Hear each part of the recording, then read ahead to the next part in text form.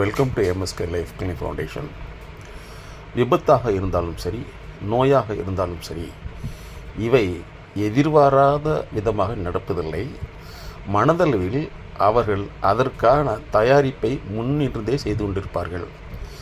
உதாரணமாக சொல்ல வேண்டுமென்றால், பல மாணவர்களுக்கு பரீட்சை சமயத்தில் உடல்நிலை சரியில்லாமல் போய்விடும், அல்லது பரீட்சைக்கு சமயத்தில் தான் அவர்களுக்கு விபத்துகள் நடப்படும்.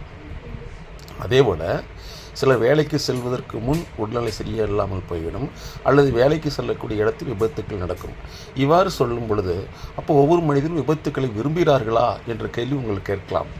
ஆனால் உண்மையில் என்னவென்றால், உங்களுடைய மனதில் எது அதிகமாக நினைவாகவும் அல்லது அந்த எண்ணத்தை பற்றிய கற்பனையாகவும் இருக்கிறதோ அதை நோக்கி உங்களுடைய செயல்பாடு இருக்கும்.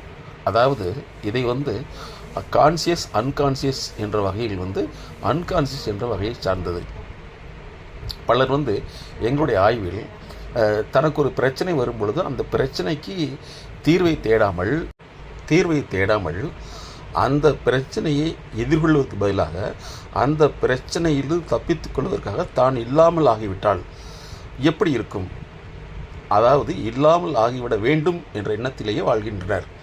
அப்பொழுது அதுதான் விபத்தாக உருவாகிறது. மாணவர்களுக்கு பரீட்சை சமயத்தில், வேலைக்கு செல்லக்கூடிய இடத்தில், வேலை போகக்கூடிய கடினமான வேலை சமயத்திலும் இந்த உணர்வு அதிகமாக ஏற்பட்டு கொண்டிருக்கிறது என்பதை நாங்கள் உளவியல் ரீதியாக பலருடைய வாழ்க்கையை ஆய்வு செய்தபின் கண்டுபிடித்த உண்மையாகும். ஆகவே பிரச்சனை எவ்வாறு கையாளுவது, அதாவது அந்த பிரச்சனைக்கு தன்னை எவ்வாறு தயார்படுத்துவது என்பதுதான் உளவியல் எம்எஸ்கே தியரி.